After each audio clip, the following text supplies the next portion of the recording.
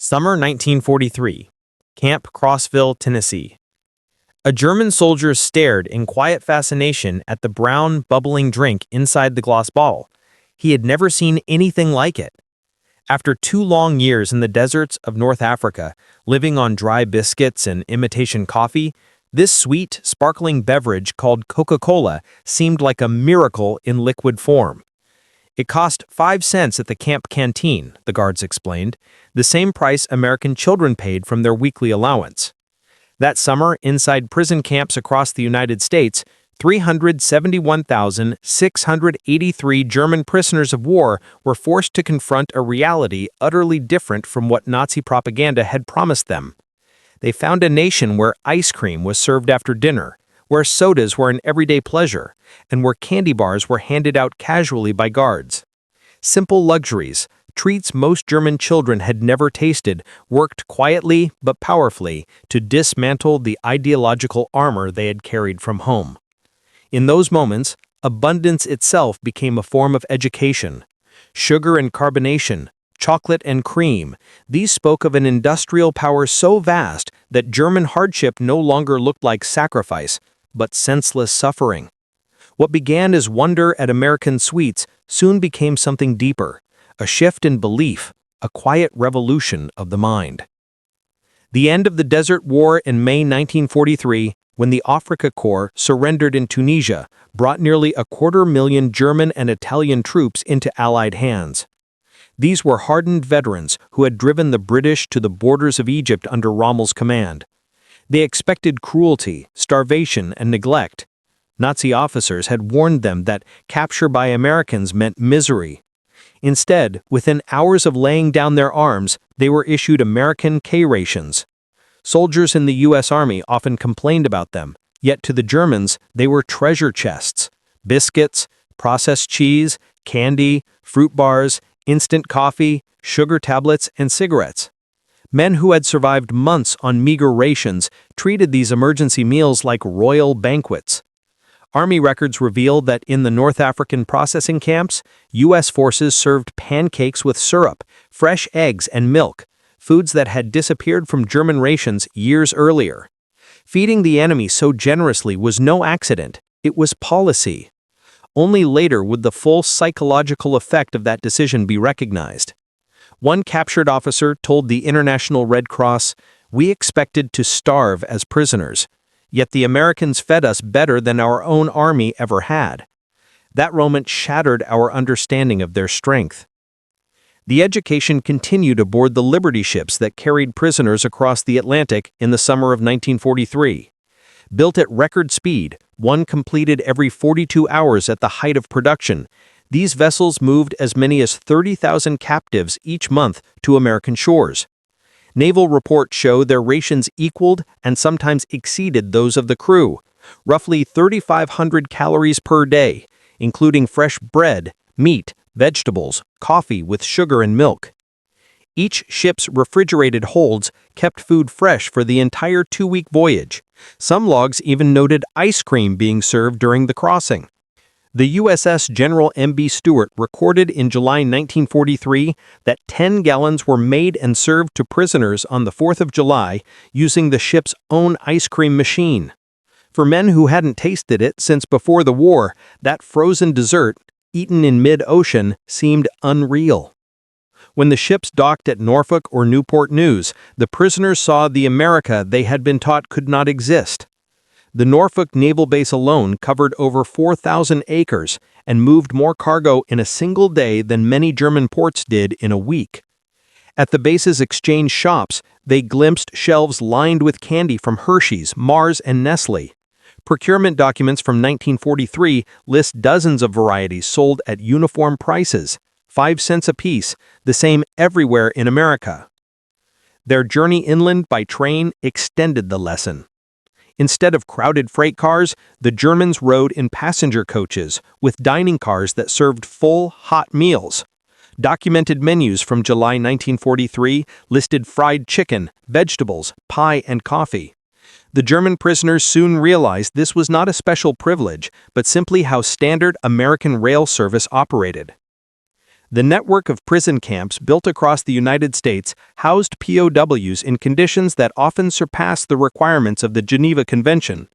Camp Crossville, Tennessee, typical of the larger facilities, offered electric lighting, hot water, flush toilets, and heated barracks. Yet the greatest impression came from the camp exchanges, the PX stores. According to U.S. Army quartermaster records, these exchanges stocked multiple soft drink brands, Coca-Cola, Pepsi, Dr. Pepper, RC Cola, along with a variety of candy bars, ice cream where refrigeration allowed, cigarettes, tobacco, fresh fruit, snacks, and even beer containing 3.2% alcohol. Prisoners earned 80 cents per day for labor, later increased to $1. With candy bars and Coca-Cola each costing 5 cents, a day's wage could buy 16 items beyond the reach of most German civilians, where such goods, if available at all, required influence or black market access. Coca-Cola soon became a symbol of American industrial democracy. Company records revealed that in 1943 alone, production exceeded 5 billion bottles. Under a military contract, every American serviceman worldwide was guaranteed Coca-Cola at 5 cents a bottle, a commitment demanding unprecedented logistical coordination. For the captured Germans, this beverage, not known to most before captivity, became a constant presence. Every camp received regular deliveries. On work details, prisoners saw vending machines and coolers in gas stations, factories, and schools. Americans of every class drank it casually, often leaving half-finished bottles behind. The uniformity of the product astonished technically minded Germans. Coca-Cola tasted identical in Maine and in Texas, a feat of industrial precision unmatched by German manufacturing. The syrup concentrate, produced in Atlanta and shipped nationwide to bottling plants, represented an efficiency that overturned Nazi claims of American disorder. Company archives confirm that many prison camps received weekly deliveries of 200 to 300 cases, each containing 24 bottles. Camp Hearn, Texas alone consumed about 7,000 bottles every week during the summer of 1943. Ice cream, too, seemed like a fantasy to men who had not seen it since before the war. Yet Army records show that it was routinely served in camps with adequate refrigeration during the summer months. The U.S. military considered ice cream essential for morale, so essential that specialized ice cream ships were constructed for the Pacific Fleet. At Camp Shelby, Mississippi, on July 4, 1943, prisoners watched as American staff made ice cream by hand in crank-driven freezers, mixing ice, salt, cream, sugar, and flavorings to produce gallons of the dessert. The casual use of scarce resources, ice in July, cream and sugar for recreation, revealed priorities the Germans could not comprehend. By 1944, many camps had electric ice cream makers.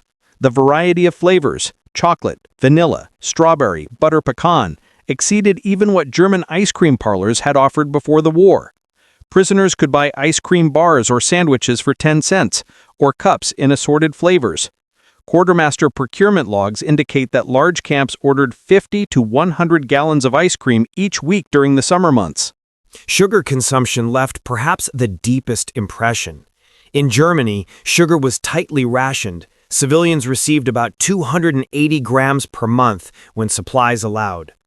In American camps, sugar bowls sat openly on mess hall tables for unrestricted use. Quartermaster records from 1943 to 1945 showed deliveries of 100-pound bags of refined sugar every week. Camp bakeries used it freely to make cakes, cookies, and pies.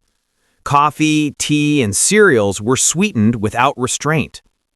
One incident at Camp Aliceville, Alabama highlights this contrast. In August 1943, several hundred pounds of sugar hardened in the humidity, making it unusable. Rather than salvage it, the American kitchen staff simply threw it away and ordered replacements. The German prisoners assigned to the kitchen were reportedly horrified by such waste. American chocolate habits told a similar story of effortless abundance. Major producers, Hershey, Mars, and Nestle, manufactured millions of bars each month despite wartime restrictions. The U.S. military alone purchased over 380 million pounds of chocolate products during the conflict. Prison camp exchanges carried multiple chocolate varieties, the standard Hershey bar, ration chocolate, and an array of candy bars priced between 5 and 10 cents. Prisoners noticed Americans had brand preferences, choosing one chocolate bar over another as casually as selecting a drink. Red Cross parcels distributed monthly included chocolate bars as part of their standard contents: candy or chocolate, instant coffee, processed cheese, crackers, canned meat, cigarettes, and soap. These additions turned ordinary rations into luxury compared with the limited provisions German civilians received at home.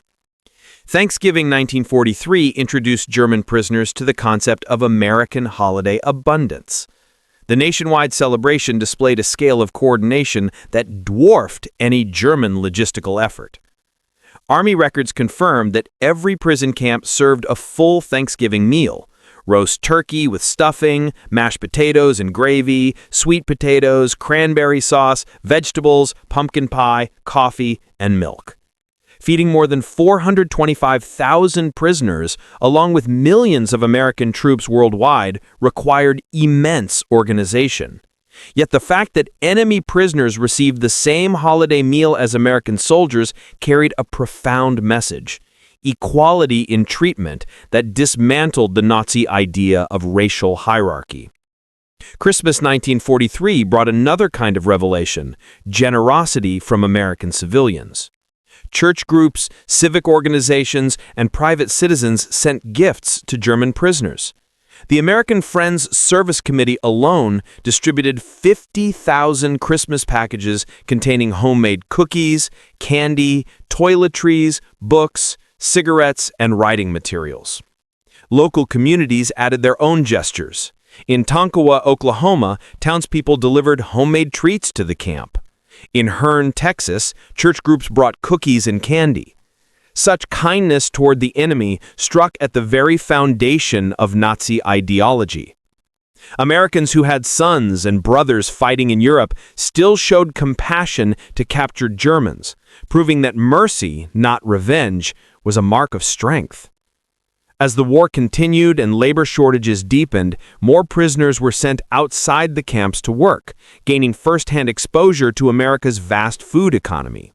By 1944, about 100,000 German POWs were employed in agriculture and food processing, witnessing the nation's abundance up close. In Michigan orchards, they picked cherries destined for maraschino production, the bright garnishes atop American ice cream sundaes. The sheer quantity astonished them. Individual orchards producing tons of fruit purely for decoration. At canneries, they saw quality control systems that discarded perfectly edible produce for the smallest blemish. Del Monte records from 1944 show about 15% of fruit rejected for canning for minor imperfections, often diverted to animal feed.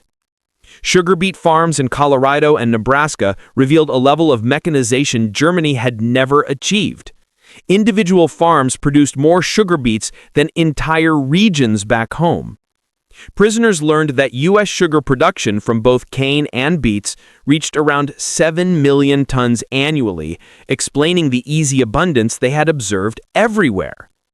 Those working near schools witnessed another surprise: early versions of organized school lunch programs. American children received hot meals with milk, vegetables, and protein. The National School Lunch Act would formalize the system in 1946, but wartime pilot programs already operated. The daily milk supply impressed the prisoners most. Fresh milk was delivered to thousands of schools across the nation, an operation of staggering coordination. Some cafeterias even offered ice cream for sale. The idea that American children could buy frozen desserts while German children faced rationing left a deep emotional mark. When low-security prisoners were escorted to eat at American diners, they encountered another lesson in democracy. These small restaurants offered menus that in pre-war Germany only the wealthy could afford, yet in America, anyone with modest earnings could enjoy them. Menus from 1944 listed hamburgers at 25 cents, Coca-Cola at 5, a slice of pie at 15, ice cream sundaes at 25, and a full dinner special for 65 to 75 cents. The equality of service, where factory workers and businessmen ate the same meals side by side at a counter, shattered the German sense of rigid class distinction. Access to American publications completes their education. Production statistics published in 1944 spoke for themselves. Roughly 7 million tons of sugar, 380 million pounds of chocolate for military use alone, 5 billion bottles of Coca-Cola in 1943, over 500 million gallons of ice cream, and 119 billion pounds of milk. German production during the same period told a different story. Sugar was heavily rationed, drawn primarily from beets. Chocolate was reserved for military use only. Soft drink production was minimal. Ice cream was virtually non-existent, and milk was severely rationed. These figures, published openly in American media, revealed that America's wartime output surpassed Germany's peacetime peaks. By late 1944, German POWs were sending food parcels to Germany rather than receiving them. Using their camp wages, they purchased American goods to mail home: chocolate bars, instant coffee, and canned foods. International Red Cross records confirm this reversal. German prisoners in the United States sent approximately 11 million packages home during their captivity, most containing food items. For German families receiving American abundance from imprisoned relatives while facing starvation in freedom, the experience profoundly undermined Nazi ideology. American rationing itself exposed the immense gulf between the two societies.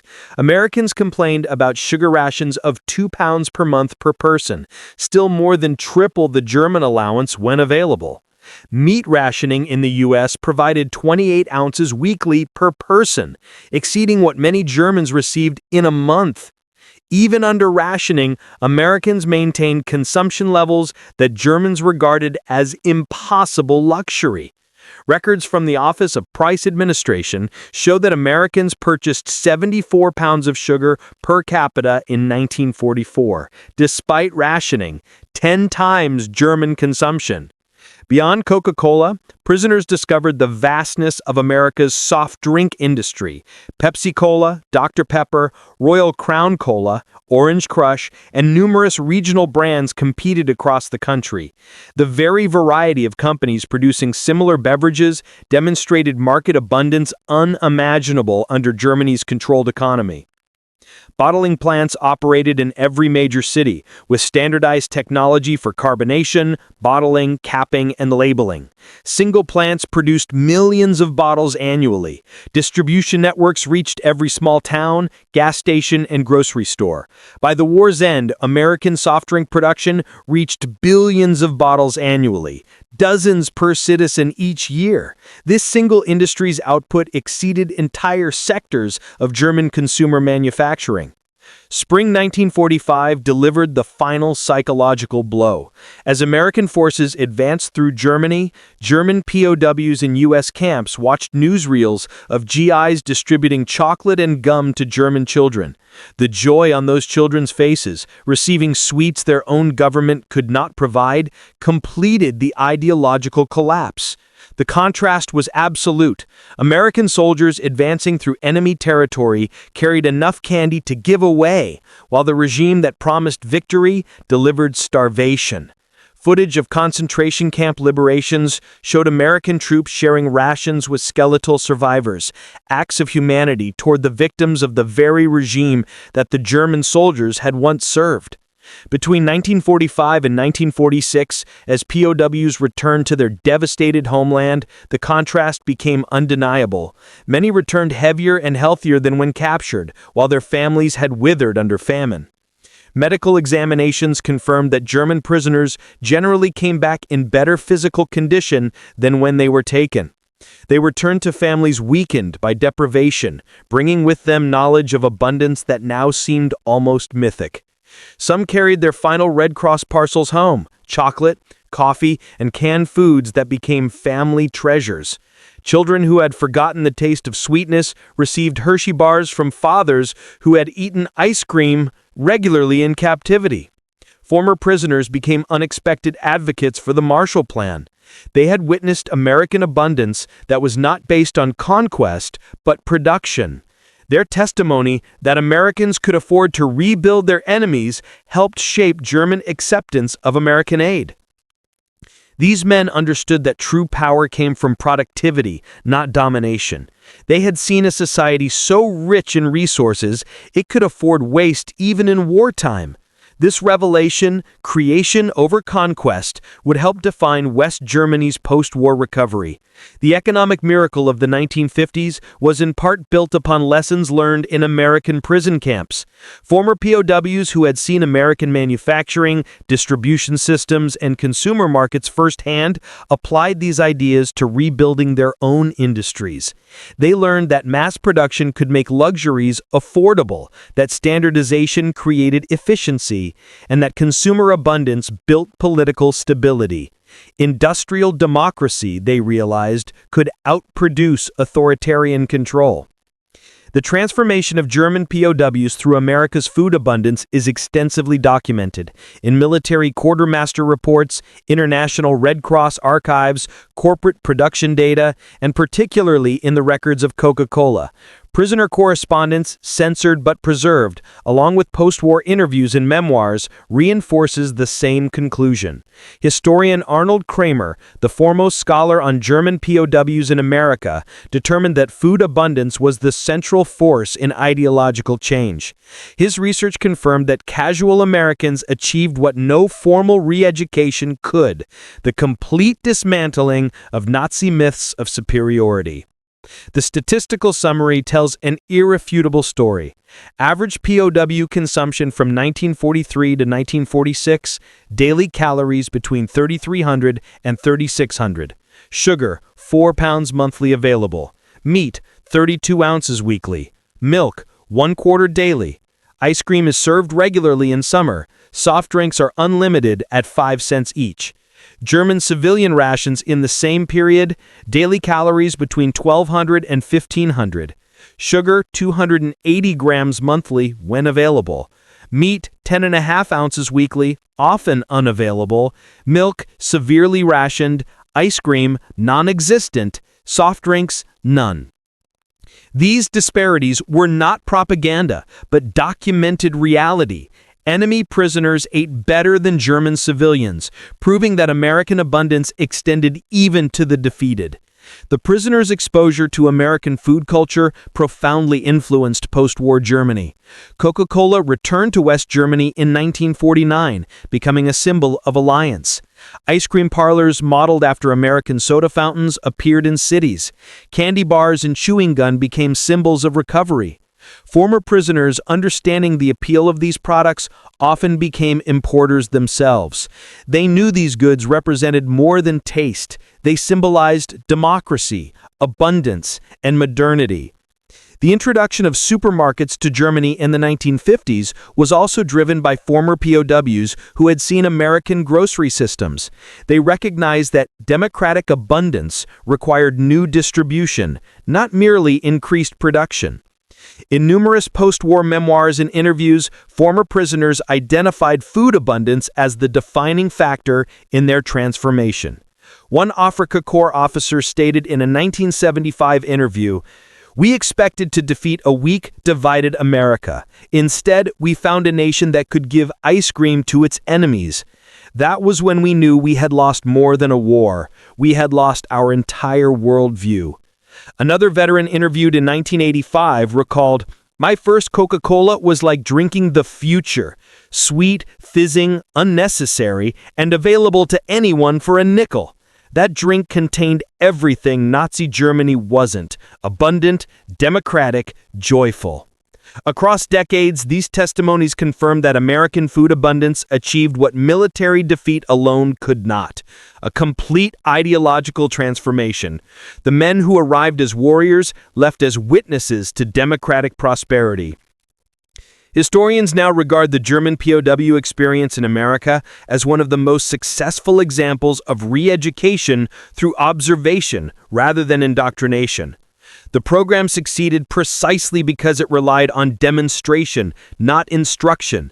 The prisoners saw American society operating at peak productivity while treating enemies with dignity.